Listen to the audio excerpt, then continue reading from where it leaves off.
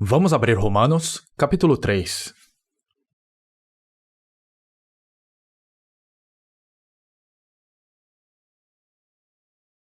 No Novo Testamento, Romanos, capítulo 3.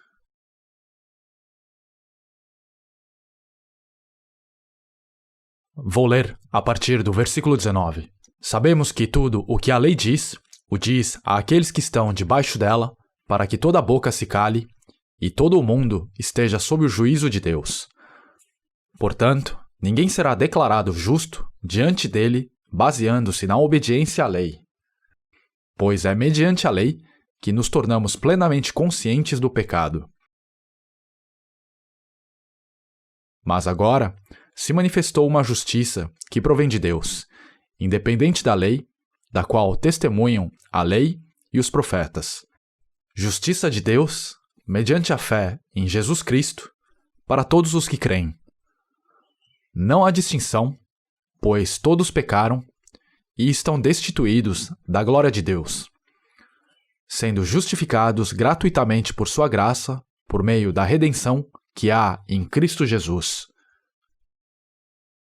Se olharem esta passagem, eu acho que ela pode ser um pouco difícil de entender no começo, mas a esta altura, precisamos comparar e considerar a lei e a graça. Durante esta conferência, já ouvimos que Deus deu a lei para o mundo para que o homem possa entender que ele é um pecador. Então, se olharem aqui, no versículo 19 diz: Sabemos que tudo o que a lei diz, o que a lei nos ensina. Esta é a questão. O diz àqueles que estão debaixo dela, para que toda boca se cale e todo o mundo esteja sob o juízo de Deus. Aqueles que tentam viver guardando as leis serão julgados. Esse é o ponto. Então, a lei está dizendo que o homem está destinado ao julgamento. Versículo 20. Portanto, ninguém será declarado justo diante dele, diante de Deus, baseando-se na obediência à lei. Aqui diz que se não formos reconhecidos como justos diante de Deus, não podemos ficar diante de Deus. Céu é o mundo onde Deus habita. Deus é justo e Deus é sagrado. Assim, devemos ser tão justos quanto Deus para conseguirmos entrar no reino de Deus. Mas, pelas obras da lei, ninguém neste mundo pode ser justificado diante de Deus. Isso é o que esta passagem está nos dizendo. Todos neste mundo tentam muito, com seus próprios esforços, viver uma vida justa. Isso é típico em todas as religiões. Eu já falei sobre isso várias vezes, mas a religião é a tentativa do homem para se tornar justo através de seus próprios esforços e sua própria força. Isso é religião, mas isso é absolutamente impossível. Não importa o quanto a pessoa se esforce e quanto esforço ela coloque nisso, ela não pode se justificar. Aqui, no versículo 21 diz: Mas agora se manifestou uma justiça que provém de Deus, independente da lei. Agora se manifestou uma justiça que provém de Deus, independente da lei. Olhem o que diz aqui. Diz que a justiça de Deus, com a qual Deus é justo, foi manifestada. O homem deve receber a justiça de Deus que foi manifestada, para se tornar tão justo quanto Deus é justo e entrar no reino de Deus.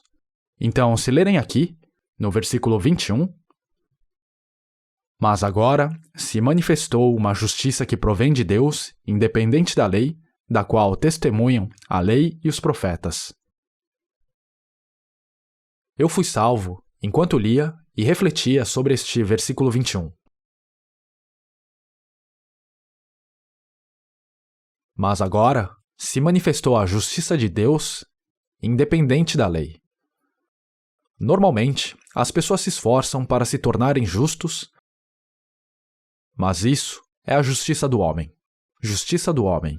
Por exemplo, Caim ofereceu os produtos de suas atividades agrícolas como sacrifício a Deus. Isso representa a justiça do homem. Mas essa justiça do homem nunca poderá ser reconhecida diante de Deus.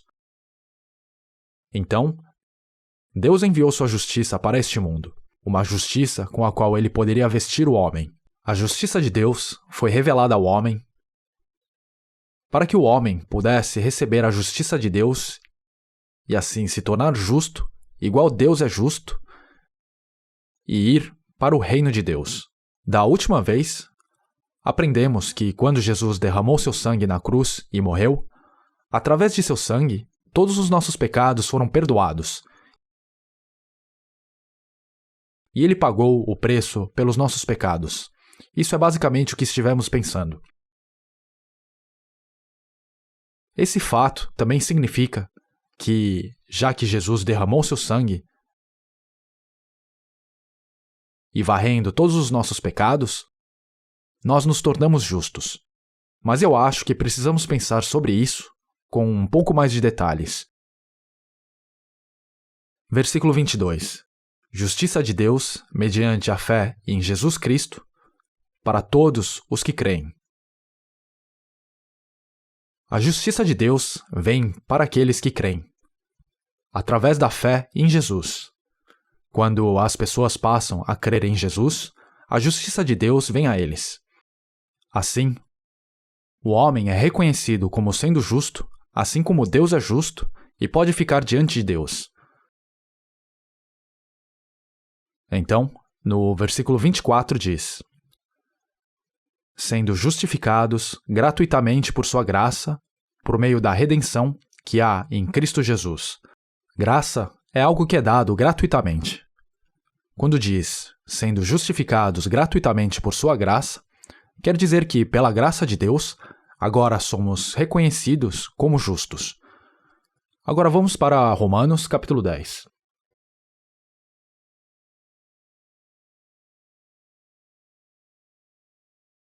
Romanos, capítulo 10. Vou ler a partir do versículo 2. Posso testemunhar que eles têm zelo por Deus, mas o seu zelo não se baseia no conhecimento, porquanto, ignorando a justiça que vem de Deus e procurando estabelecer a sua própria, não se submeteram à justiça de Deus. Porque o fim da lei é Cristo, para a justificação de todo o que crê. Olhem o que diz aqui. há dois tipos de justiça. No versículo 3 diz: porquanto, ignorando a justiça que vem de Deus e procurando estabelecer a sua própria. Então, há esses dois tipos de justiça: sua própria justiça e a justiça de Deus. O que é sua própria justiça? São seus esforços para não cometer pecados. Eles devotaram orações, sua vontade de realizar boas obras, seu fervor em guardar a lei. Tudo isso é a justiça do próprio homem. Mesmo que as pessoas tenham esse grande zelo, sem conhecer a justiça de Deus, tudo isso é completamente inútil. Deus não reconhece isso. Como resultado, as pessoas agora creem em Jesus, mas eles creem nele de uma maneira religiosa. Parece haver um tremendo número de pessoas que creem em Jesus e ainda tentam mostrar sua própria justiça e seu próprio zelo. Mas depois, essas pessoas não poderão ficar diante de Deus porque Deus não reconhece a justiça do homem. Então, no outro dia, lemos em Mateus capítulo 7 que as pessoas dirão: não profetizamos nós em teu nome? Essa é sua própria justiça. Em teu nome não expulsamos demônios? Isso também é sua própria justiça. Não realizamos muitos milagres? Mas isso também é a própria justiça deles. Naquele dia, Jesus dirá: nunca os conheci. Afastem-se de mim vocês que praticam o mal. Isso é o que Jesus disse. Essas pessoas estão falando sobre sua própria justiça. Também, se olharmos em Mateus capítulo 7, a partir do versículo 24, encontramos que Jesus disse: Portanto, quem ouve estas minhas palavras e as pratica é como um homem prudente que construiu a sua casa sobre a rocha. Mas quem ouve estas minhas palavras e não as pratica é como um insensato que construiu a sua casa sobre a areia. O que é esta areia? As pessoas constroem suas casas sobre sua própria justiça. Eles dizem: eu fui batizado, eu dei oferendas para a igreja, eu fui frequentemente para as orações da madrugada, eu participei das vigílias de orações a noite toda, eu me juntei em trabalhos de assistência, eu era diácono, e assim por diante. Essas coisas são todas como grãos de areia. Aos olhos de Deus, são apenas areia. Eles juntam todas essas coisas e edificam uma casa sobre elas. Eles edificam uma casa sobre essa areia. Mas, quando os ventos sopram e a chuva vem, essa casa desmorona. Ela cai. Estão juntando areia para edificar uma casa sobre ela. Então aqui, vamos ler Romanos capítulo 10 mais uma vez, versículo 3. Porquanto, ignorando a justiça que vem de Deus e procurando estabelecer a sua própria, não se submeteram à justiça de Deus. Então, olhem o que diz aqui. Quando as pessoas tentam fazer algo bom, ser diligentes para serem reconhecidas por Deus, elas não estão se submetendo à justiça de Deus. Elas estão se rebelando contra Deus. Nesse caso, o que é a justiça de Deus? O que é a justiça de Deus? Essa é a questão. Vamos para 1 de Coríntios, capítulo 1. É o livro logo depois de Romanos. 1 de Coríntios, capítulo 1, versículo 30.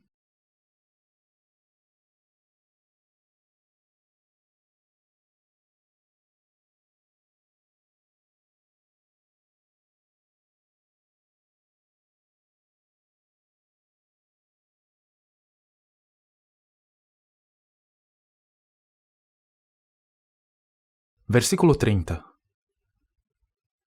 1 de Coríntios, capítulo 1, versículo 30.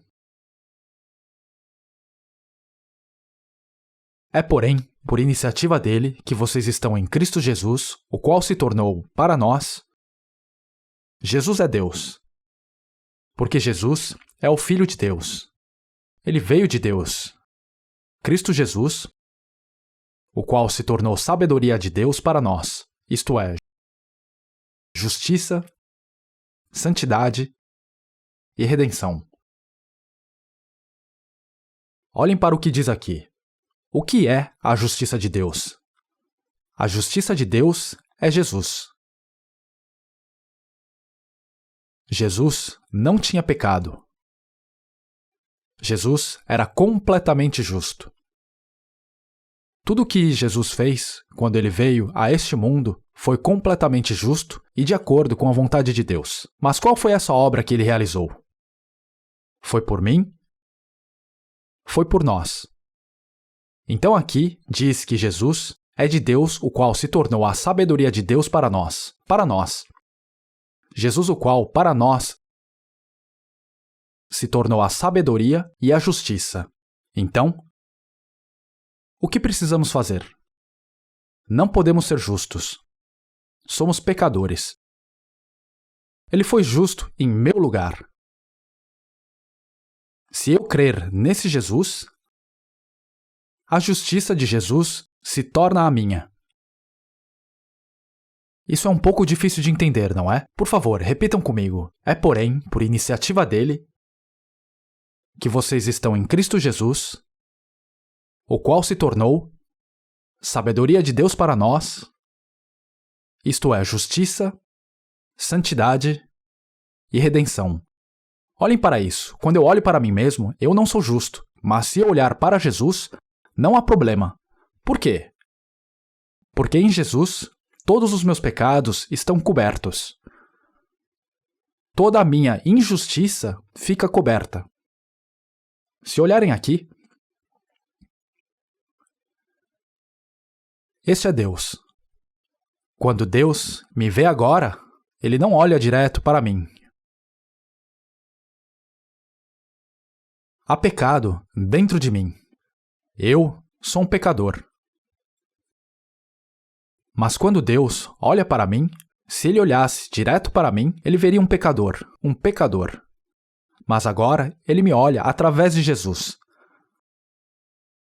Através de Jesus assim. Ele olha para mim através da cruz de Jesus. E assim ele não vê meu pecado. Ele não vê que eu sou um pecador. Porque Jesus é justo e Deus olha para mim. Através de Jesus, ele me vê como justo. Por quê? É porque tudo que Jesus fez foi por mim. Quando ele derramou seu sangue na cruz, também foi pelo meu pecado. Quando ele ressuscitou 3 dias depois, ele também ressuscitou por mim.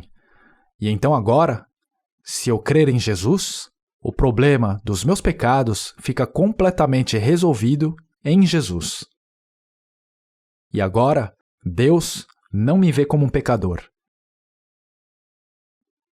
Ele apenas me vê como justo. Vamos voltar para Romanos e ler o capítulo 4.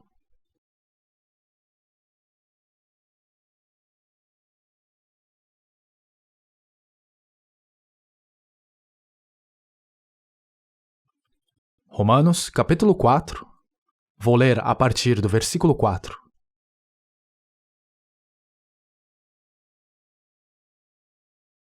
Romanos, capítulo 4, a partir do versículo 4. Vou ler a partir do versículo 4. Ora, o salário do homem que trabalha não é considerado como favor, mas como dívida. Todavia, há aquele que não trabalha, mas confia em Deus, que justifica o ímpio, sua fé lhe é creditada como justiça. Davi diz a mesma coisa. Quando fala da felicidade do homem, a quem Deus acredita justiça, independente de obras. Como são felizes aqueles que têm suas transgressões perdoadas, cujos pecados são apagados.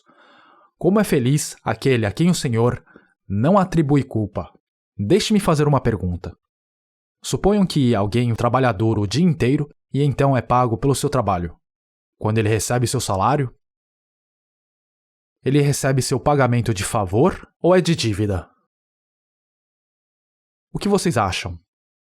É uma dívida, não é? Se o empregador não o pagar, ele está sendo pago pelo trabalho que ele fez. Então o dinheiro que é dado a ele não é de favor. Quando diz àquele que não trabalha, significa que não fizemos nada que Deus queira que façamos.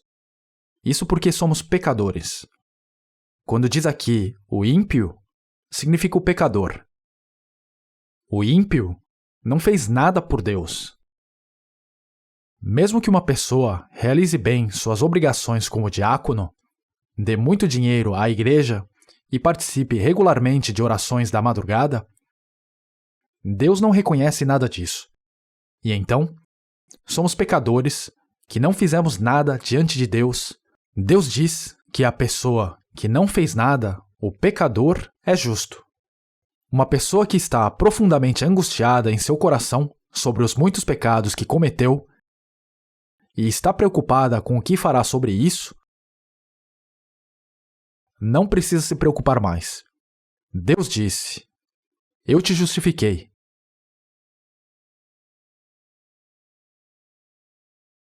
Já que Deus disse assim, isso é muito bom, não é? Agora olhe o versículo 6. Davi diz a mesma coisa quando fala da felicidade do homem a quem Deus acredita justiça independente de obras. Diz independente de obras. Mesmo que não tenham feito nada para Deus, nada que ele reconheça, ele ainda os considera justo. Davi diz a mesma coisa quando fala da felicidade do homem a quem Deus acredita justiça independente de obras. Repitam comigo. Como são felizes aqueles que têm suas transgressões perdoadas, cujos pecados são apagados. Como é feliz aquele a quem o Senhor não atribui culpa. Olhem o que diz aqui. Isso é o que significa ser justificado. Quando a Bíblia diz que somos justificados, nossas transgressões foram perdoadas. Transgressões são pecados, não são? Então, Deus perdoou nossas transgressões, nossos pecados. Esse é o ponto. Uma pessoa cujos pecados foram perdoados é justa. Uma pessoa não é chamada de justa por não cometer pecados. São aqueles que Deus perdoou suas iniquidades, seus pecados, que são justos. Isso é o que significa. A seguir diz: como são felizes aqueles que têm suas transgressões perdoadas, cujos pecados são apagados. Se fecharem a cortina, ela cobre alguma coisa, não é? Olhem para isso. Esta pessoa aqui embaixo é uma pecadora. Ela pecou.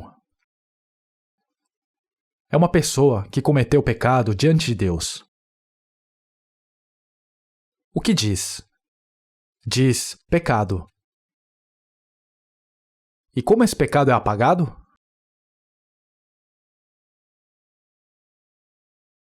Jesus veio e...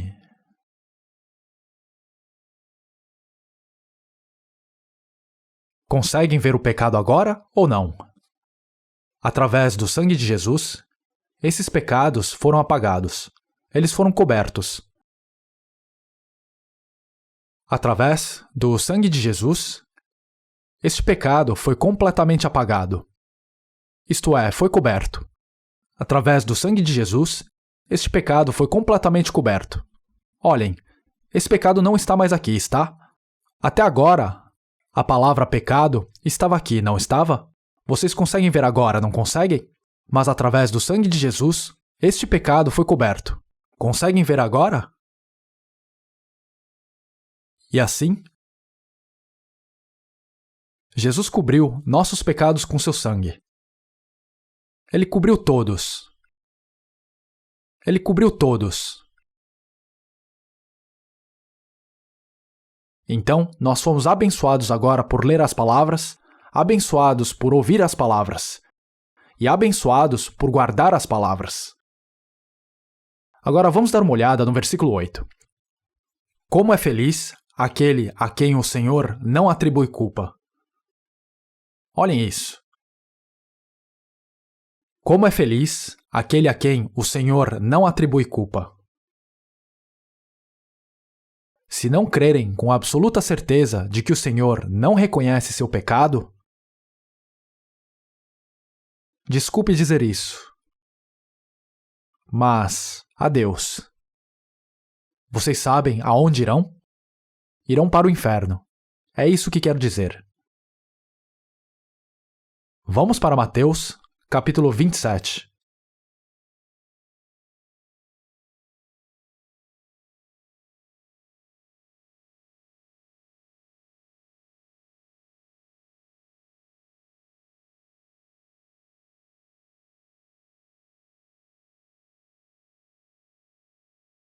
Versículo 46.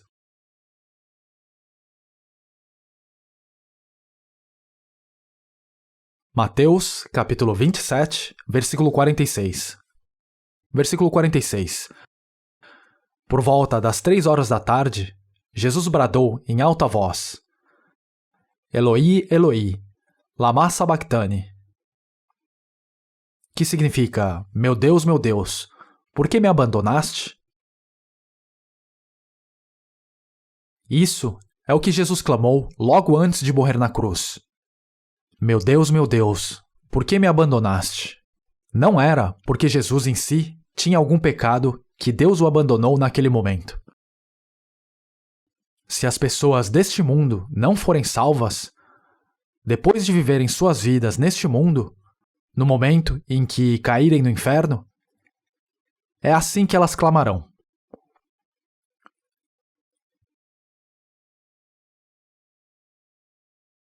No momento em que uma pessoa é jogada no inferno,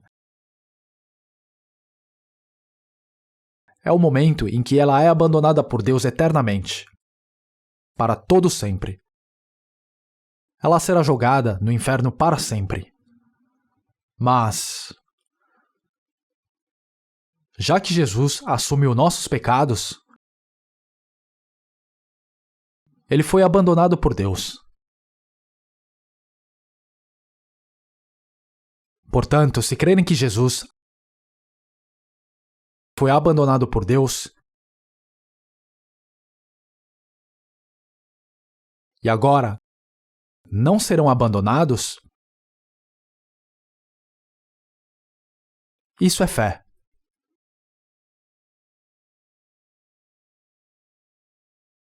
Isso é fé. No momento em que fôssemos jogados no inferno, teríamos clamado: meu Deus, por que me abandonaste? Mas Jesus clamou essas palavras em nosso lugar.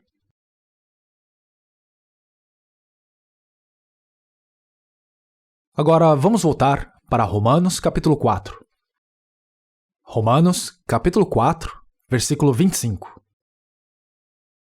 Ele, Jesus, foi entregue à morte por nossos pecados e ressuscitou para nossa justificação.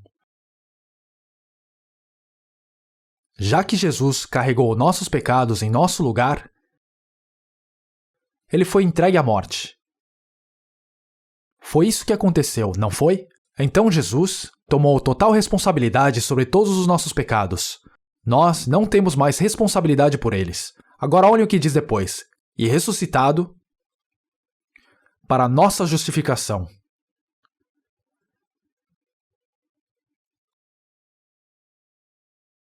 É verdade que é bem difícil de entender.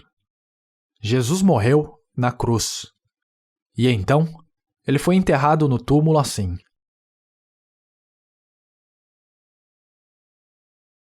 Jesus carregou sobre si nossos pecados e foi enterrado assim. E então, 3 dias depois, ele se levantou dentre os mortos.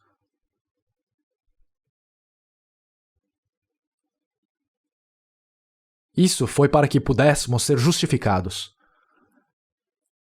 Por que isso? Agora, nossos pecados estão enterrados. Nossos pecados desapareceram.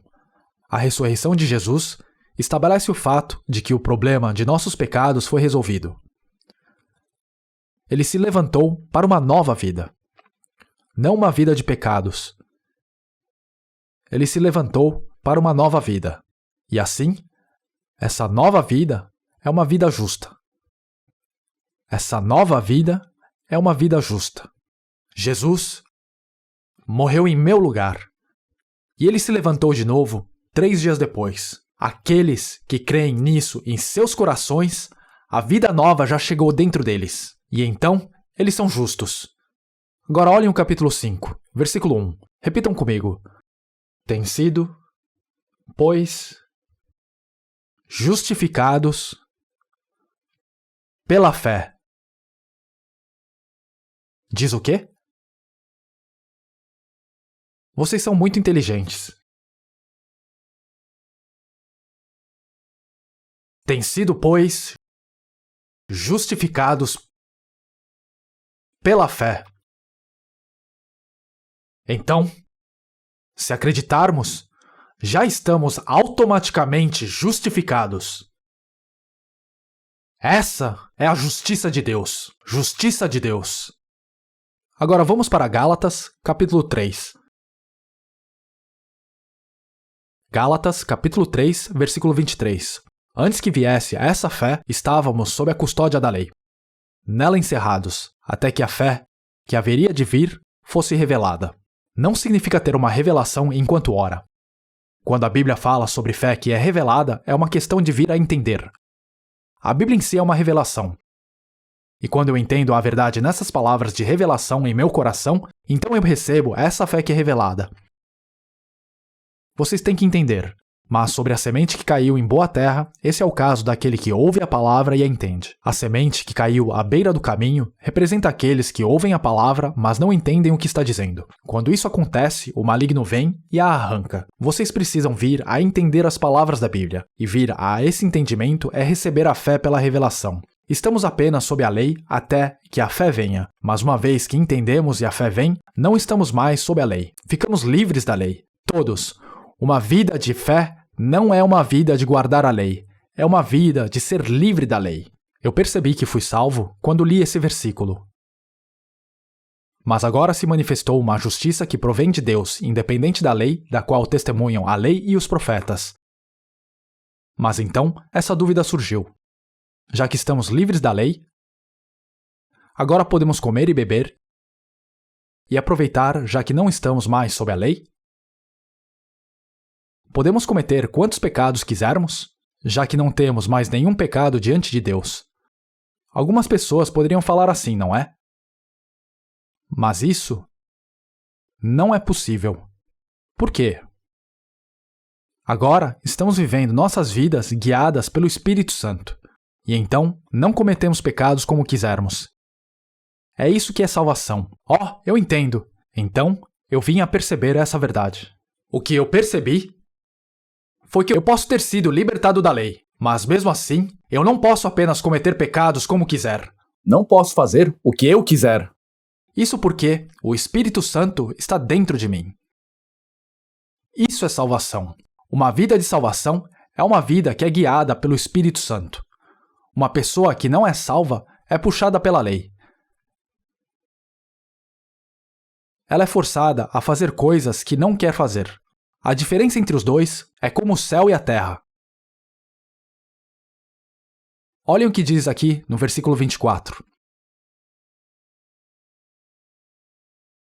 Assim, a lei foi o nosso tutor até Cristo. Então, qual é o papel da lei? A lei nos guia a Jesus. Ontem estávamos estudando João capítulo 8, e no capítulo 8, lemos sobre a mulher que foi pega no ato de adultério. Ela era uma pecadora. Quem a arrastou? Foi a lei que a arrastou. Os escribas e os fariseus. Eles eram pessoas que tinham a lei, e eles arrastaram a mulher para Jesus. Eles a trouxeram diante de Jesus, e eles lhe disseram que essa mulher havia sido pega no ato de adultério.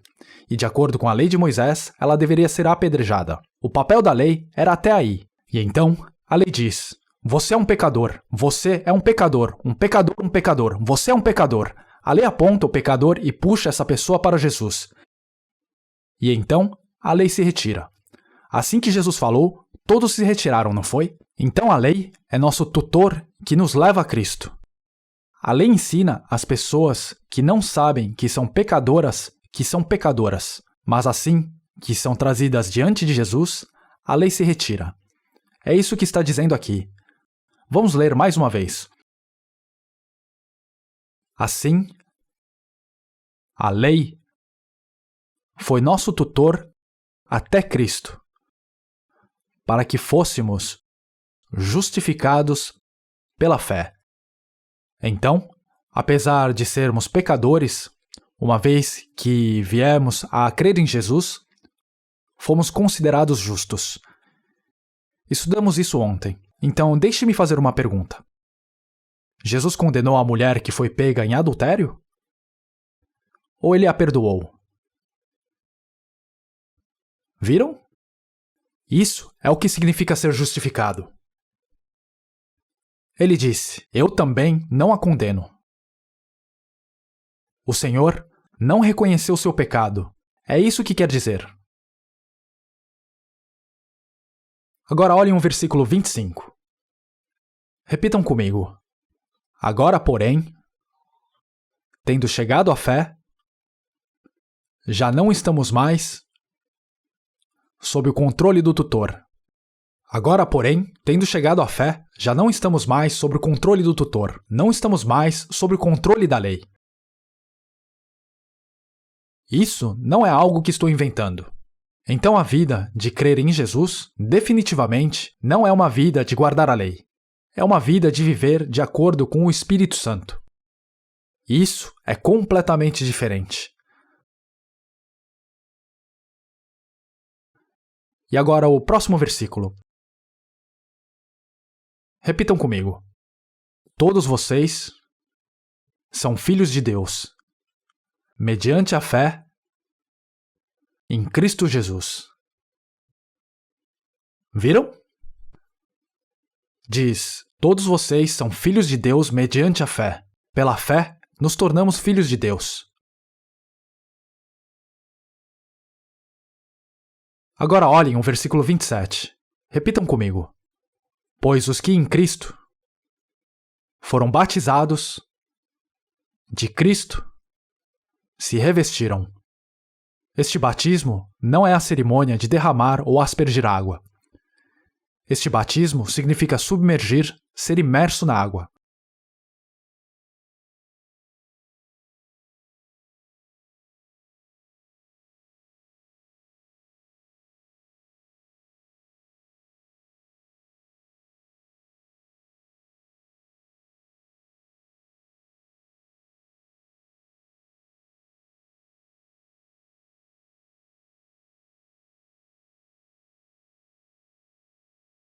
E então nos tornamos filhos de Deus. Filhos de Deus! Mesmo sendo as mesmas pessoas, se você coloca o uniforme de coronel, você parece um coronel. Se você coloca o uniforme de um segundo-tenente, você parece um segundo-tenente. Da mesma maneira, mesmo sendo um pecador, quando você se reveste do Filho de Deus, você se torna filho de Deus.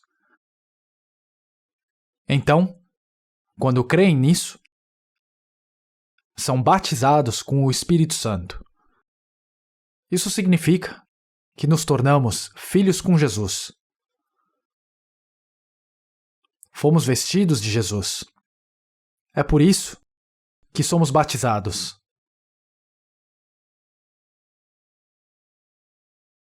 Então agora, vamos para Hebreus capítulo 10.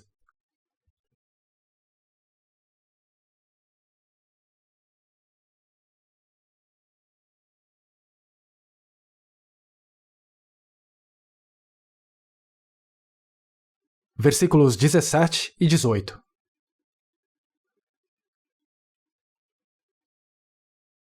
Repitam comigo. E acrescenta: dos seus pecados e iniquidades não me lembrarei mais. Onde esses pecados foram perdoados, não há mais necessidade de sacrifício por eles. Olhem o que diz aqui. Essas são as palavras de Deus. Dos seus pecados e iniquidades não me lembrarei mais. Vocês acham que Deus mente ou fala a verdade? Então está feito, não está? O melhor crente é um bebê. Um bebê. Um pequeno bebê no peito de sua mãe não sabe de nada. Ele apenas olha para sua mãe e fica feliz. Ele pode dormir em paz nos braços de sua mãe. Ele pode molhar ou fazer cocô em sua fralda. Ele faz tudo o que quer, mas não se preocupa. Isso é fé. Somos bebê diante de Deus. O que um pequeno bebê tem que fazer?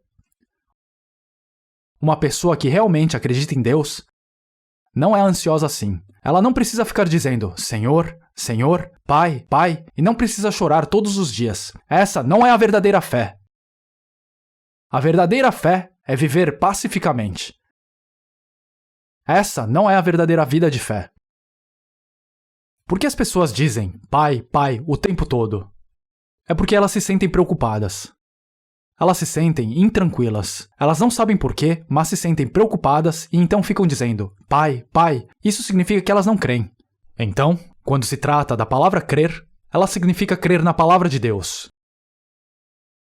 Se crermos na palavra de Deus, se você vier a crer na palavra de Deus em seu coração, então pode se sentir à vontade em seu coração. Você pode dizer agora, o problema está resolvido. Deus diz que Ele não se lembra dos meus pecados. Então está feito. Vamos olhar de novo o versículo 18. Onde esses pecados foram perdoados. Perdão, porque seus pecados foram perdoados. Não há mais necessidade de sacrifício por eles. Agora, não há necessidade de pedir por perdão pelos seus pecados diante de Deus. Não há necessidade disso, porque todos os seus pecados foram completamente perdoados. Mas agora outro problema surge. Nesse caso, isso significa que uma pessoa que foi perdoada pelos seus pecados e é salva não comete mais nenhum pecado? Ela comete pecado. Então o que acontece? Vamos pensar sobre esse problema. Vamos para a 1 de João, capítulo 1.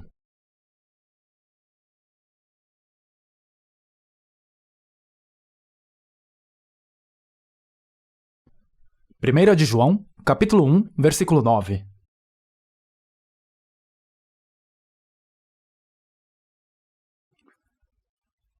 Se confessarmos os nossos pecados, Ele é fiel e justo para perdoar os nossos pecados e nos purificar de toda injustiça.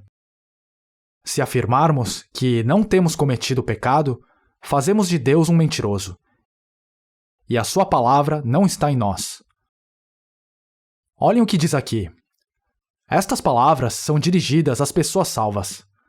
Se pecamos, devemos confessar nossos pecados. Claro, se lágrimas vierem aos seus olhos, vocês choram, mas há uma diferença entre confessar e implorar pelo perdão de seus pecados. Se vocês simplesmente, honestamente confessarem seus pecados diante de Deus, Deus os perdoará. Claro, basicamente, vocês já foram perdoados por esses pecados. Vamos pensar sobre isso novamente em um minuto. Vamos dar uma olhada no capítulo 2, versículo 1. Meus filhinhos, escrevo a vocês estas coisas para que vocês não pequem. Se, porém, alguém pecar, temos um intercessor junto ao Pai, Jesus Cristo, o justo. Meus filhinhos. Significa que as pessoas que são salvas. Como pessoas salvas, quando lemos esta carta, foi pedido para não pecarmos se possível. Escrevo a vocês estas coisas para que vocês não pequem. Mas não é possível que não pequemos de jeito nenhum. Então diz, se porém alguém pecar, se alguma pessoa salva pecar, temos um intercessor junto ao Pai, Jesus Cristo, o justo. Então, para os pecados que cometemos depois da salvação, o Senhor está até agora dando sacrifícios lá no lugar santíssimo, como o sumo sacerdote. Jesus está advogando em meu nome, diante de Deus, pelos pecados que eu cometi. Isso não significa que seremos julgados ou teremos que ir para o inferno por causa destes pecados. Esse não é o caso. Depois de sermos salvos, apesar de viver nossas vidas guiadas pelo Espírito Santo, porque ainda temos a natureza do pecado em nossa carne, acabamos cometendo pecados. Mas, mesmo assim, quando pecamos de novo, nossa consciência fica atormentada por esses pecados. Mas porque o Senhor é nosso intercessor diante de Deus mesmo agora, aqueles pecados não nos levam para a destruição ou julgamento. Mas há algo que temos que enfrentar. Vamos dar uma olhada em 1 de Coríntios, capítulo 11.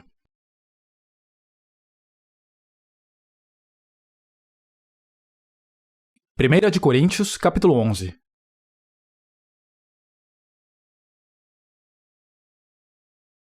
Primeira de Coríntios, capítulo 11. Vou ler a partir do versículo 30. Versículo 30. Por isso, há entre vocês muitos fracos e doentes, e vários já dormiram. Mas se nós tivéssemos o cuidado de examinar a nós mesmos, não receberíamos juízo. Quando, porém, somos julgados pelo Senhor, estamos sendo disciplinados para que não sejamos condenados com o mundo. Olhem o que diz aqui. Vamos pensar primeiro sobre o versículo 32. Diz, para que não sejamos condenados com o mundo. Se formos condenados com o mundo, vamos para o inferno. Esse é o julgamento. Mas diz, estamos sendo disciplinados. Quando um filho faz algo errado contra seu pai, o pai pode bater no filho para que ele saiba de seu pecado. Isso é disciplinar. Disciplinar não quer dizer ser enviado para o inferno. Mas pode haver algo que te afete na carne. Isso é dito claramente, não é? Repitam comigo. Para que não sejamos condenados com o mundo. Quando diz que o mundo será condenado, significa que o mundo será julgado e enviado ao inferno, ou seja, todas as pessoas que não são salvas. Mas como somos salvos, não seremos condenados com o mundo. Mas depois de salvos, os pecados que cometemos são feitos pela carne. Então, nossa carne deve ser disciplinada. O que é essa disciplina? Olhem o versículo 30. porque há entre vocês muitos fracos e doentes, e vários já dormiram. Quando diz dormir, significa que morreram. Uma coisa que vocês precisam saber é: uma mãe bate em um bebê por sujar sua fralda? Não. Bebês não são disciplinados. Em nossas vidas de fé, também. Bebês pequenos que acabaram de ser salvos não são disciplinados. Quando sua fé cresce um pouco, então são disciplinados. Essa disciplina é um sinal de amor. Então, ficar fraco é uma forma de disciplina, e ficar doente é uma forma de disciplina, e até mesmo a morte também é disciplina. Vou falar um pouco mais sobre isso por um momento. Mas isso também é uma forma de disciplina. Quando o negócio de uma pessoa fracassa, ela precisa pensar. Se uma pessoa encontra um acidente, ela precisa pensar. No curso de nossas vidas de fé, depois de sermos salvos, tudo que acontece a nós pode ser um tipo de disciplina. Eu não posso entrar em detalhes sobre isso, mas às vezes somos disciplinados mesmo não tendo cometido pecado. Há esse tipo de castigo disciplinador também. Então, termina com disciplina. Não somos condenados. Vamos agora para 1 de Coríntios, capítulo 5.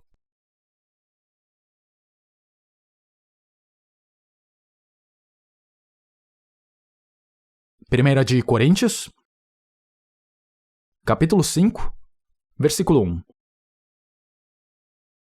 Por toda parte se ouve que há imoralidade entre vocês, imoralidade que não ocorre nem entre os pagãos, a ponto de um de vocês possuir a mulher de seu pai. Quando diz entre vocês, isso significa entre os crentes na igreja de Coríntio. Quando a Bíblia fala sobre os crentes na igreja de Coríntio, significa pessoas que são salvas. Havia pessoas salvas, mas que ainda cometiam imoralidade. E que tipo de imoralidade era essa? Já que está falando sobre a mulher do pai de uma pessoa, significa sua madrasta. E então essa pessoa cometeu um pecado sexual com sua própria madrasta. A região de Coríntio fica na Grécia. Dentre os crentes na igreja de Coríntio, essa pessoa salva não considerou isso como algo tão grave. E então este homem cometeu o pecado de dormir com a esposa de seu pai. Mas esse é um pecado muito terrível. E o que aconteceu com essa pessoa? Olhem para o versículo 5. Versículo 5. Entreguem esse homem a Satanás para que o corpo seja destruído. Desde o momento em que somos salvos, estamos sob a proteção de Deus. Estamos sob a proteção absoluta de Deus. Mas se nunca ouvir Deus e apenas faz o que quer, então Deus desampara a pessoa. E se uma pessoa é entregue a Satanás, ela morre imediatamente. Pessoas que não são salvas não morrem assim. Mas se as pessoas salvas são desamparadas assim que forem entreguem a Satanás, elas morrerão. Então, se olharem aqui, diz: entreguem esse homem a Satanás para que o corpo seja destruído e seu espírito seja salvo no dia do Senhor. Então, o espírito daquela pessoa que é salva voltará à vida novamente quando o Senhor voltar. Claro, ela será ressuscitada na carne. Então, há a disciplina que pode até levar à morte. Isso não é uma punição pelo pecado e é um tipo de disciplina. Então, quando se trata de perdão dos nossos pecados em nossos espíritos, ela é perfeita. Não é algo que desaparece com o tempo. Não é algo que é deletado. Mas, se pecarmos, somos disciplinados e tem a disciplina que pode até levar à morte. Uma pessoa salva não deveria pensar que só porque é salva pode viver pecando como quiser. Então, quando se trata dos pecados que cometemos depois da salvação, há a disciplina que até pode trazer a morte. Mas nossa salvação em si não pode desaparecer ou ser tirada. Isso não é possível. Não tem como o perdão dos pecados que recebemos ser cancelado. Então, a salvação que recebemos é perfeita. É um perfeito perdão dos pecados. Não é um perdão que desaparece depois de um tempo. Agora, deixe-me resumir o que estive dizendo desde ontem. Vamos para João, capítulo 3.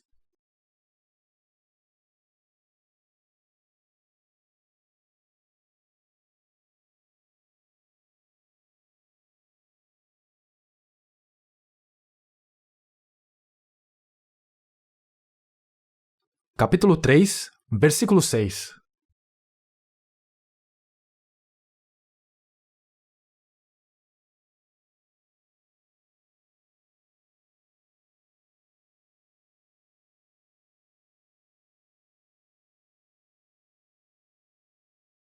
Capítulo 3, versículo 6.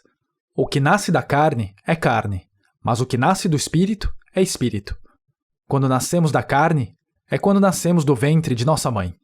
E então diz, quando entendemos a palavra, mas o que nasce do espírito é espírito. Isso fala sobre nascer de novo.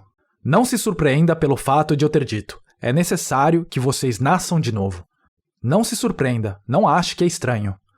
Vocês estão aqui, sentados agora, mas há pessoas entre vocês que acham que é muito estranho ser salvo. Essas pessoas têm algo que asseguram. Estranho, como quando se trata de nascer de novo. Elas esperam algum sentimento estranho em seus corações. Elas esperam que algo de estranho aconteça. Elas estão esperando por algo estranho. Então aqui diz, não se surpreenda pelo fato de eu ter dito é necessário que vocês nasçam de novo. Em outras palavras, isso não é algo estranho. Nada estranho. Então o que significa? Olhem o versículo 8. O vento sopra onde quer. Você o escuta, mas não pode dizer de onde vem nem para onde vai. Assim acontece com todos os nascidos do Espírito. Nascemos de novo do Espírito Santo. Mas o que é o Espírito Santo? O que é Espírito Santo? O Espírito Santo é comparado com o vento aqui. Se vocês estão sentados em uma sala, vocês podem ouvir o rugido do vento lá fora. Vocês não podem ver o vento com seus olhos e nem sabem de onde veio ou para onde vai. Vocês apenas ouvem o som dele. E diz aqui, assim acontece com todos os nascidos do Espírito. Nascer do Espírito Santo. Quando nascemos do Espírito Santo, assim como podemos ouvir o som do vento, ouvimos o som do Espírito Santo. Mas não sentimos nada fisicamente, e não sabemos de onde vem ou aonde vai. Não notamos nada entrando em nossos corações. Então, o que é o som do Espírito Santo? São as palavras da Bíblia. As palavras da Bíblia são o som do Espírito Santo. Isso porque as palavras da Bíblia foram registradas através da inspiração do Espírito Santo. Então, o que temos que fazer? Devemos ficar satisfeitos com a palavra de Deus. Dentro da palavra de Deus, se diz que seus pecados são perdoados e vocês devem aceitar isso. Ó, meus pecados estão perdoados. Isso é tudo. Agora, olhem o versículo 14. Da mesma forma como Moisés levantou a serpente no deserto, assim também é necessário que o Filho do Homem seja levantado, para que todo o que nele crer tenha a vida eterna. O que isso significa? Vamos para Números capítulo 21. Números capítulo 21. No Velho Testamento, capítulo 21, vou ler a partir do versículo 4. Partiram eles do Monte Or pelo caminho do Mar Vermelho para contornarem a terra de Edom. Mas o povo ficou impaciente no caminho e falou contra Deus e contra Moisés, dizendo: Por que vocês nos tiraram do Egito para morrermos no deserto? Não há pão, não há água, e nós detestamos esta comida miserável. Então, o Senhor enviou serpentes venenosas que morderam o povo e muitos morreram. O povo foi a Moisés e disse: Pecamos quando falamos contra o Senhor e contra você. Ore pedindo ao Senhor que tire as serpentes do meio de nós. E Moisés orou pelo povo. O Senhor disse a Moisés: Faça uma serpente e coloque-a no alto de um poste. Quem for mordido e olhar para ela, viverá. Moisés fez então uma serpente de bronze e a colocou num poste. Quando alguém era mordido por uma serpente e olhava para a serpente de bronze, permanecia vivo. Os israelitas saíram do Egito e estavam andando pelo deserto em seu caminho para a terra de Canaã.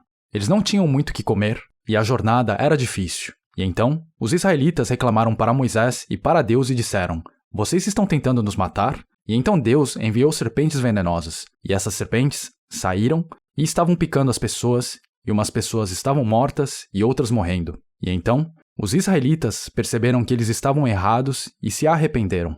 Eles vieram a Moisés e disseram que haviam pecado e pediram-lhe que orasse a Deus para que tirasse as serpentes. Então, Deus disse a Moisés para fazer uma serpente de bronze e colocar em um poste. Aqui está o poste. Então Moisés fez uma serpente de bronze e colocou no alto. Moisés disse às pessoas que Deus havia dito que qualquer um que foi picado e olhasse para a serpente viveria. Ele não morreria, mas viveria. Aqui está uma pessoa. Ela está em pé aqui no chão e foi picada aqui. Ela está olhando para a serpente e então ela foi curada. Mas aqui está outro homem.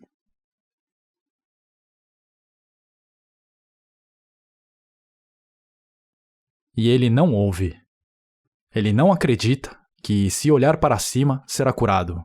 Ele pode ver que não há remédio caindo da serpente e nem luz saindo dela.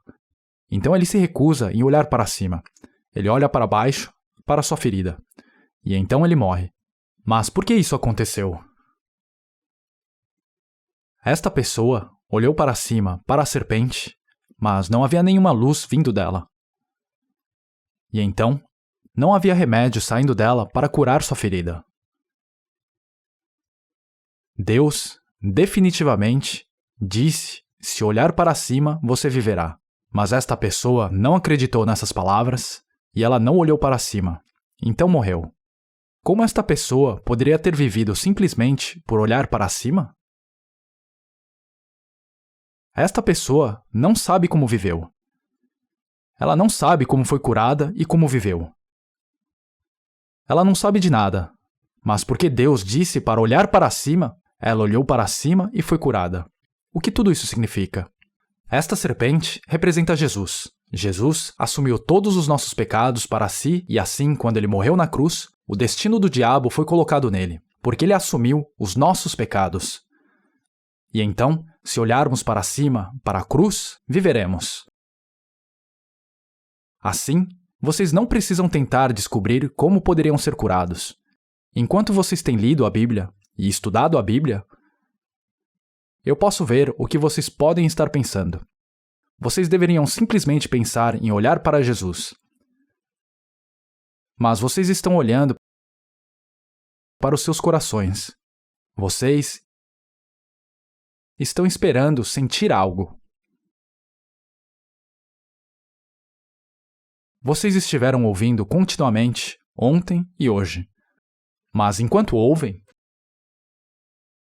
vocês estiveram olhando para os seus corações, esperando que algum tipo de sentimento repentino venha a vocês, esperando que algo estranho aconteça a vocês.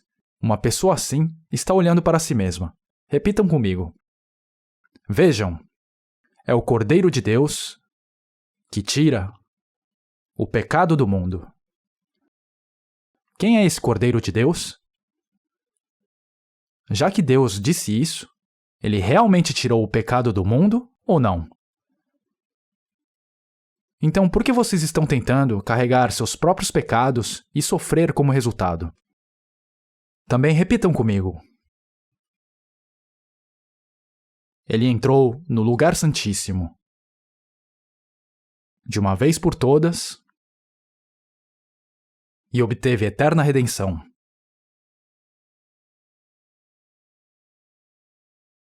A Bíblia diz que fomos perdoados eternamente através do sangue de Jesus ou não? Isso é o que ela diz. Porque Deus disse isso, fomos perdoados. Deus disse isso, mas vocês acham que não foram perdoados? Repitam comigo novamente. Ele foi traspassado por causa das nossas transgressões. Foi esmagado por causa de nossas iniquidades. Repitam mais uma vez. Ele foi traspassado por causa das minhas transgressões. Ele foi esmagado por causa das minhas iniquidades. Não podemos ver com nossos olhos como aqueles pecados desapareceram. Não sabemos de nada, mas a palavra de Deus disse que ele fez isso. E então, isso é suficiente, não é? Repitam comigo. Como se fossem uma nuvem, varri para longe suas ofensas. Como se fosse a neblina da manhã, os seus pecados. Volte para mim, pois eu o resgatei. São essas palavras que acreditamos. Esta pessoa acreditou na palavra de Deus. Ele olha para cima para a cruz e pensa: Ah, Jesus morreu na cruz pelos meus pecados. E é isso. Em inglês, é o the end. Fim. Este é o fim.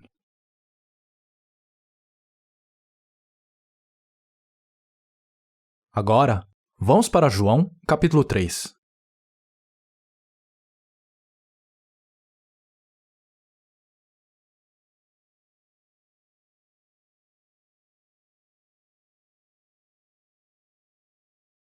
João, capítulo 3.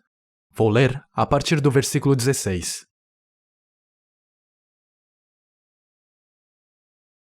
Porque Deus tanto amou o mundo que deu o seu Filho unigênito, para que todo o que nele crer não pereça, mas tenha a vida eterna.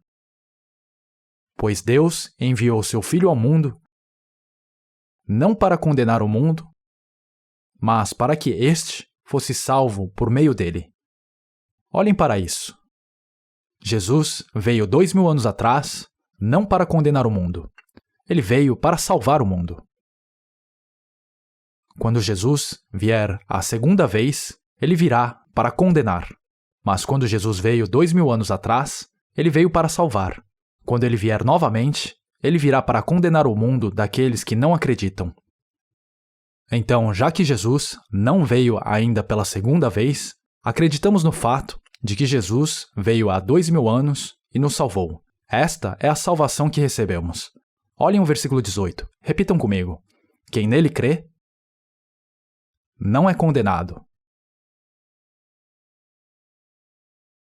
Se não forem condenados, vão para o céu ou para o inferno?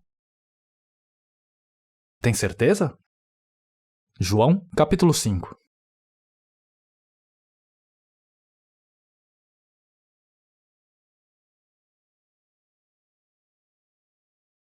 Versículo 24. João, capítulo 5, versículo 24. E eu asseguro, quem ouve a minha palavra e crê naquele que me enviou, tem a vida eterna e não será condenado, mas já passou da morte para a vida. Olhem para isso. Quando Jesus disse, eu asseguro, significa que ele estava dizendo algo muito importante. Quem ouve a minha palavra, nós ouvimos a palavra do Senhor durante esta conferência. E crê naquele que me enviou, aquele que me enviou, esse é Deus. Aquele que enviou Jesus a este mundo é Deus o Pai. Deus o Pai enviou Jesus a este mundo para que derramasse seu sangue e morresse na cruz. E então, 3 dias depois, ele levantou Jesus dos mortos. Jesus disse em João capítulo 14, Eu sou o caminho, a verdade e a vida. Ninguém vem ao Pai a não ser por mim. Não conseguem ir a Deus a não ser através de Jesus. Não podem encontrar Deus a não ser por Jesus. Então olhamos para Jesus e acreditamos em Deus. Quando olhamos para Jesus, percebemos como é Deus. Percebemos quão grande é o amor de Deus. Percebemos que Deus perdoou nossos pecados. Percebemos que Deus criou este mundo. Como sabemos de tudo isso? Jesus andou sobre a água. Ele trouxe o morto de volta à vida. Ele curou o doente com apenas algumas palavras. Ele acalmou as ondas e o vento com algumas palavras. Então, quando vemos isso, podemos ver que Ele é o Deus que criou este mundo e que Ele é o Filho de Deus. Quando olhamos para Jesus, podemos ver que Deus criou este mundo. Através de Jesus, podemos vir a conhecer o verdadeiro Deus. Então aqui diz: quem ouve a minha palavra e crê naquele que me enviou, aquele que realmente acredita. Olhem aqui, ontem aprendemos que a vontade de Deus, o Pai, é que aqueles que olham para Jesus recebam a vida eterna. Se recebemos a vida eterna, isso é fazer a vontade de Deus. Quem ouve a minha palavra e crê naquele que me enviou, terá a vida eterna.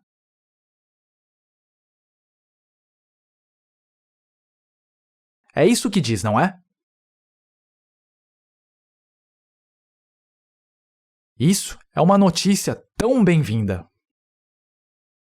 Isso é algo para nós realmente nos alegrarmos. Onde podemos ouvir tão bem-vindas notícias e tão alegres em outro lugar?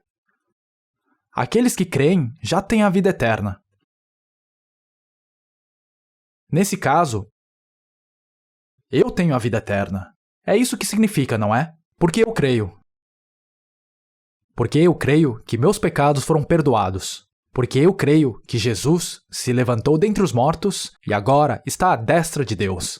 Quem crê tem a vida eterna e não será condenado. Mas, repitam comigo, já passou da morte para a vida. Assim, seus nomes estão escritos no livro da vida. Já que passaram da morte para a vida, seus nomes estão escritos no livro da vida. Não é verdade? Vamos para João, capítulo 17.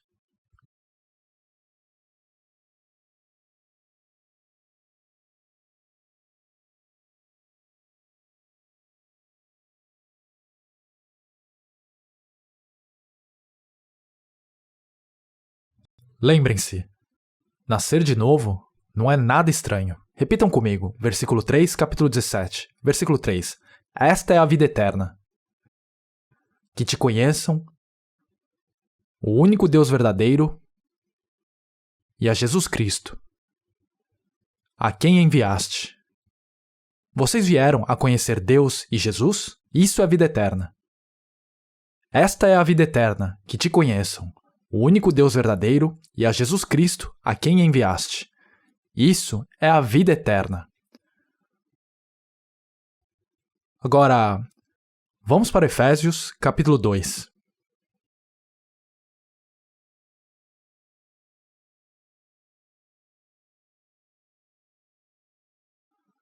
Efésios, capítulo 2.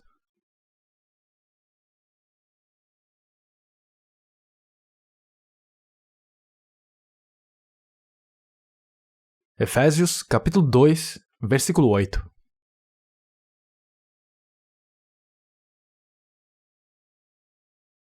Versículo 8. Pois vocês são salvos pela graça, por meio da fé. E isto não vem de vocês. É dom de Deus, não por obras, para que ninguém se glorie. Salvação não é por obras. Não podem ser salvos por realizar boas obras. Salvação é um presente, é um dom. Vocês têm que pagar por um presente ou ele é de graça? Se pagar por ele, não é um presente. Um presente é recebido sem nenhum custo. Já que salvação é um presente, ela é recebida sem custo. Repitam comigo. Pois vocês são salvos pela graça, por meio da fé. Neste caso, o que significa receber esse dom? Se vocês derem um artigo como presente, eles apenas estendem as mãos e pegam. Mas salvação não é um objeto físico. Como salvação não é um objeto físico, O que significa receber salvação? É um caso de acreditar. Acreditar é receber. Acreditar é receber salvação. Vamos ler mais um versículo da Bíblia. Romanos, capítulo 10.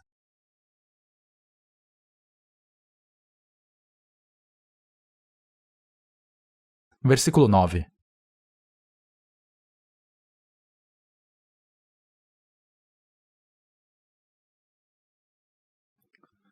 Repitam comigo. Se você confessar com a sua boca que Jesus é Senhor e crer em seu coração que Deus o ressuscitou dentre os mortos, será salvo. Pois com o coração se crê para a justiça e com a boca se confessa para a salvação. Isso é um pouco estranho, não é? Primeiro, pensem sobre isso cuidadosamente. Diz, Deus o ressuscitou dentre os mortos. Vocês acreditam nisso em seu coração? Talvez vocês estejam pensando, como uma pessoa morta pode voltar a viver? Talvez vocês acreditem que Deus criou os céus e a terra, mas não conseguem acreditar que Ele ressuscitou Jesus depois de 3 dias. Não há nada que eu possa fazer sobre isso. Desculpe, mas não posso ajudar. Por que isso? Porque se Jesus ainda estivesse morto agora, Ele não poderia ser nosso Salvador. Quando Ele morreu, Ele enterrou o seu pecado, mas se Ele não tivesse ressuscitado, Ele não poderia ser seu Salvador. Ele não poderia ser sua nova vida. Então, Jesus, é muito importante que Jesus tenha voltado à vida. Isso é um ponto extremamente importante. Em Lucas, capítulo 24, lemos que, depois que Jesus ressuscitou dentre os mortos, Ele apareceu diante de seus discípulos. E os discípulos ficaram assustados que pensaram que talvez fosse um fantasma. Mas Jesus disse, toquem meus pés e minhas mãos, toquem meu lado, toquem nos lugares em que os pregos entraram. Enquanto ele disse isso, ele disse, um espírito não tem carne nem ossos. Não conseguem tocar e ver que eu tenho carne e ossos? Seu corpo ressuscitado tinha carne e ossos, mas porque os discípulos ainda não podiam acreditar, ele disse, vocês têm algo para comer? E então eles trouxeram um pouco de peixe assado e ele tomou e comeu em sua presença. Então ele provou a eles definitivamente que ele havia ressuscitado dentre os mortos. E então depois ele ascendeu ao céu do Monte das Oliveiras. Já que Jesus está vivo, ele é nosso Salvador que nos salvou. Ele é o Salvador de nossas vidas. Mas aqui diz, se confessar com a sua boca que Jesus é Senhor, Senhor significa Salvador. E crer em seu coração que Deus o ressuscitou dentre os mortos, será salvo. Repitam comigo, pois com o coração se crê para a justiça, e com a boca se confessa para a salvação. O que temos que confessar aqui é que o Senhor é meu Salvador. Que o Senhor morreu por mim, que o Senhor está vivo agora e Ele é meu Salvador. Com a boca se confessa para a salvação. Por favor, abaixem suas cabeças.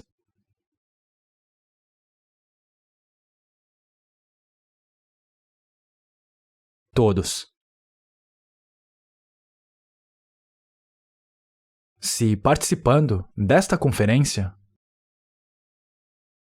e ouvindo a palavra de Deus, vocês realmente tiverem recebido o perdão de seus pecados em seus corações e tiverem vindo a acreditar que Jesus é o Senhor de sua vida, se definitivamente vieram a crer nisso em seus corações, se vocês puderem afirmar, sem nenhuma hesitação, que foram justificados e perdoados e que foram salvos, e que Deus cobriu completamente seus pecados e limpou seus pecados, se vocês definitivamente crerem nisso, por favor, levantem sua mão. Vamos orar.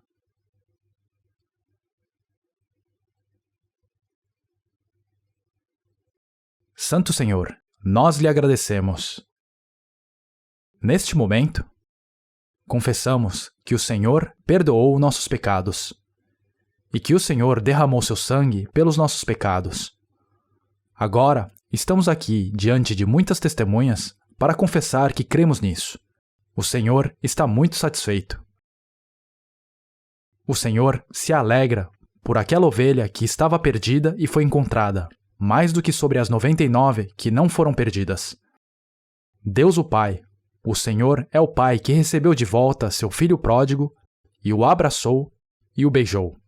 Quando pensamos nisso, nós lhe agradecemos verdadeiramente. Esta incrível verdade, esta maravilhosa verdade, se não soubéssemos desta obra incrível e vivêssemos toda a nossa vida sem saber disso, inevitavelmente seríamos destinados ao inferno. Mas o Senhor nos deu esta oportunidade de receber sua palavra. E quando recebemos a palavra de Deus, o Espírito Santo veio a nós e nos tornamos filhos de Deus. Neste momento, muitos filhos retornaram ao Senhor e o Senhor os recebeu. E quando pensamos sobre isso, nós somos realmente gratos. De agora em diante, estas pessoas são suas. Oramos para que o Senhor olhe e cuide delas, para que não caiam em tentações e provas do diabo. Senhor, oramos para que o Senhor os guie, para que eles possam viver de acordo com sua palavra de agora em diante. Oramos para que eles possam conhecer através de sua palavra como e de qual maneira eles, como cristãos, devem viver suas vidas de fé. Por favor, os abençoe para que eles possam viver vidas lindas de fé até o dia do seu retorno. Apesar de o Senhor nos ter dado esta oportunidade para estudar sua palavra, há alguns que ainda não vieram a conhecer a verdade em sua palavra e não têm segurança da salvação em seus corações. Senhor, oramos para que o Senhor tenha piedade de seus espíritos e abra seus corações para que eles possam receber sua palavra. Oramos para que o Senhor dê a eles corações puros e humildes para poderem fazer isso. Deixamos o restante de nosso tempo em suas mãos, enquanto oramos em nome do Senhor. Amém. Podem se sentar.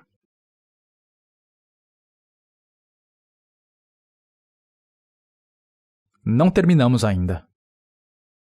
Se houver alguém aqui que ouviu todas as palavras até agora, mas ainda não resolveu o problema em seus corações, há várias coisas que pode fazer. Uma coisa que pode fazer é receber aconselhamento e conversar com alguém de forma pessoal. Outra coisa que pode fazer é participar de uma das grandes conferências bíblicas. Nessas conferências, refeições e acomodações são fornecidas. E você pode apenas se concentrar em ouvir a palavra. Há muitas pessoas que tiveram dificuldade porque seus corações estavam presos no mundo que conseguiram receber a salvação através dessas conferências. Seria bom para você participar delas. Não temos muito tempo de sobra agora, mas eu gostaria de falar brevemente sobre por que é necessário ser batizado e também como viver sua vida depois da salvação. E então, terminaremos essa conferência. Uma coisa que precisamos saber é que quando se trata da vida de fé, algumas pessoas pensam que é o fim uma vez que são salvas. Eu disse antes, é isso, é o fim. Mas aquele é o fim do pecado. Não é o fim das nossas vidas de fé. Ser salvo é ser nascido de novo, como um pequeno bebê aos olhos de Deus. E então, uma vez que nasceu, você precisa tomar o leite da sua mãe para crescer. É muito importante crescer bebendo o leite materno. Se beber o leite materno no princípio, depois conseguirão comer arroz e outros alimentos sólidos. A Bíblia descreve isso com muitos detalhes e vocês precisam aprender isso. O que acontece se não crescer? Se não crescer, perde muitas coisas. Mesmo se não crescerem, conseguirão entrar no eterno reino dos céus. Isso é algo que estou sempre dizendo, mas se beberem o leite materno, o leite vem do seio da mãe. O leite vem do seio da mãe, mas não vem do seio da mãe continuamente. É apenas quando a mãe dá à luz que ela produz leite materno. Qualquer mulher que ainda não tem um bebê não produz leite. Produz? Então o que é a mãe? A mãe é a igreja. Deus é o pai e a igreja é a mãe. A razão da igreja ser a mãe é porque o Espírito Santo está na igreja. Então a igreja é a mãe e é a mulher. É onde a criança nasce que o leite materno é produzido. Em outras palavras, é apenas na igreja onde o trabalho da salvação é realizado que há leite materno para ser recebido. Mesmo que um grupo de pessoas possa dizer que elas são uma igreja, se não há trabalho das pessoas sendo salvas e sendo perdoadas pelos seus pecados, não haverá leite materno para ser recebido ali. O leite materno que uma pessoa recém-salva, esse bebê, precisa para receber, não será produzido lá. É apenas onde o trabalho da salvação ocorre, onde bebês nascem, que há leite materno para ser tomado. Depois da salvação, vocês precisam conhecer a Bíblia propriamente e serem guiados propriamente pela Bíblia. Isso é extremamente importante. Um dos pontos que aparece agora é a questão do batismo. Por que somos batizados? Essa é a questão. Antes, lemos em Gálatas capítulo 3, versículo 27. Pois os que em Cristo foram batizados, de Cristo se revestiram.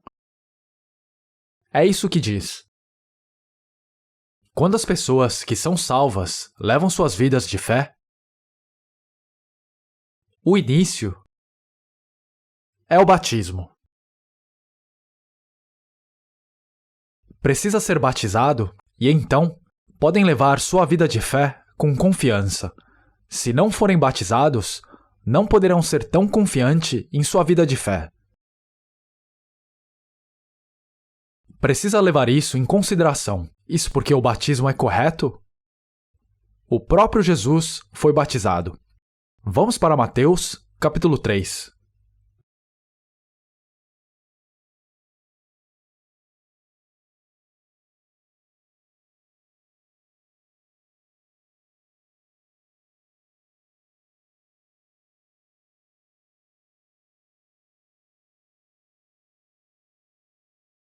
Mateus, capítulo 3, vou ler a partir do versículo 13. Então Jesus veio da Galiléia ao Jordão para ser batizado por João. João, porém, tentou impedi-lo dizendo: Eu preciso ser batizado por ti, e tu vens a mim? Respondeu Jesus: Deixa assim por enquanto. Convém que assim façamos para cumprir toda a justiça. E João concordou. Assim que Jesus foi batizado, saiu da água.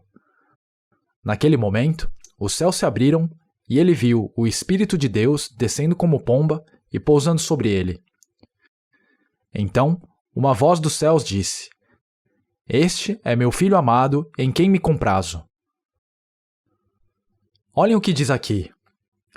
Jesus foi batizado por João Batista. No versículo 16 diz: Assim que Jesus foi batizado, saiu da água. Ele saiu da água. Então, isso significa que ele, primeiro, entrou na água, não é? Correto?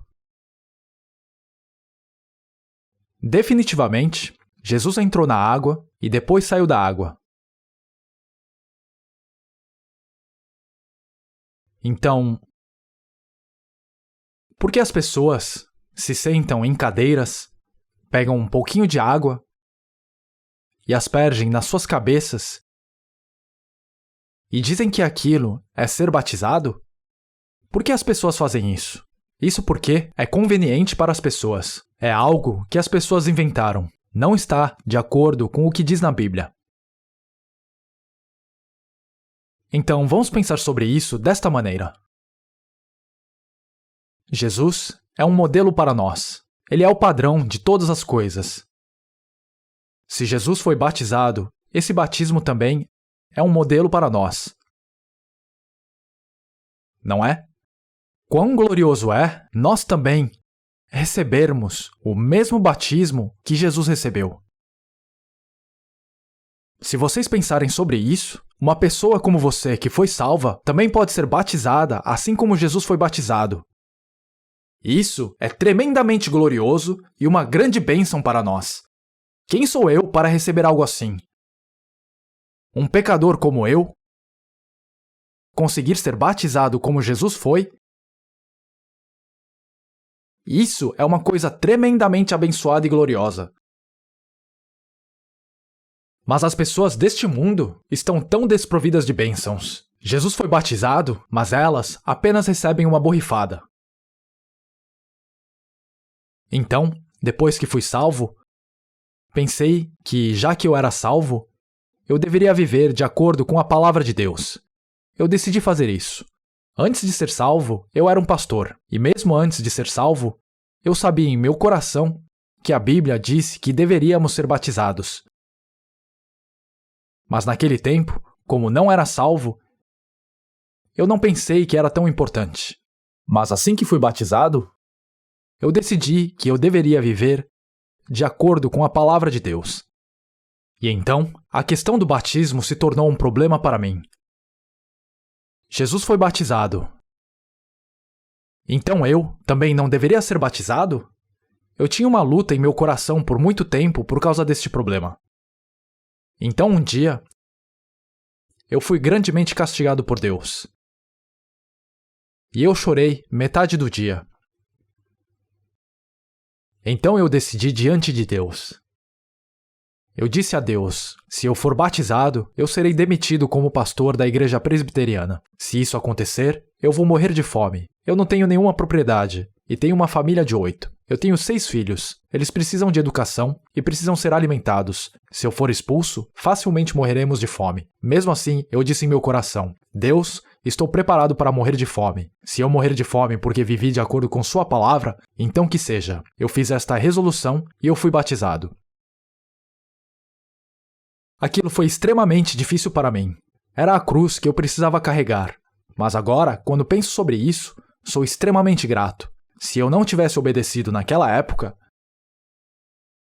minha vida de fé teria terminado. Minha vida de fé teria acabado. Eu passei por muita dificuldade no começo e, como resultado, mesmo sendo extremamente difícil, consegui andar no caminho da vida de fé até agora. Eu nunca me arrependi do que fiz naquela época. Eu acho que foi algo muito favorável. Participar do batismo que Jesus recebeu é uma bênção. É o caminho para a obediência. Pode ser que você encontre dificuldades, mas também há a bênção que vem de Deus.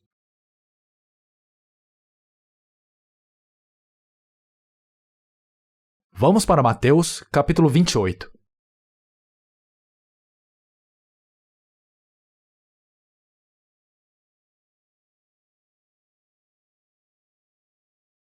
Capítulo 28, vou ler do versículo 16.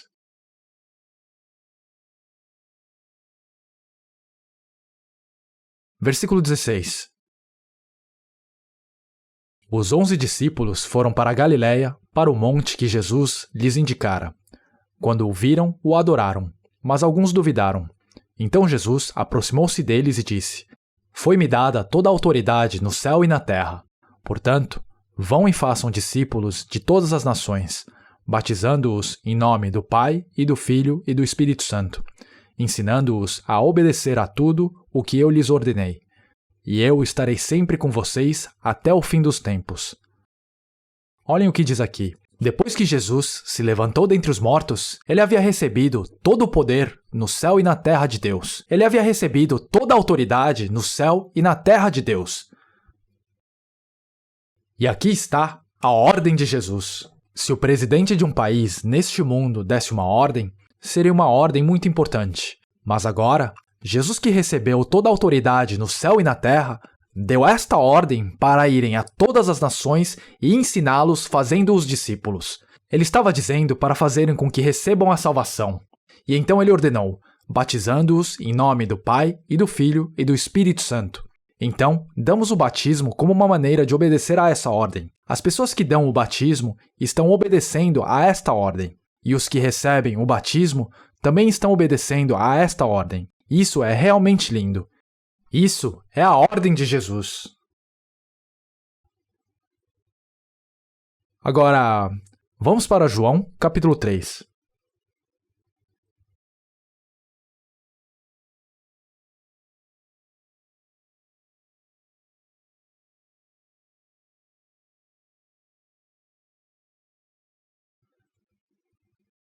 Capítulo 3, vou ler a partir do versículo 22. João, capítulo 3,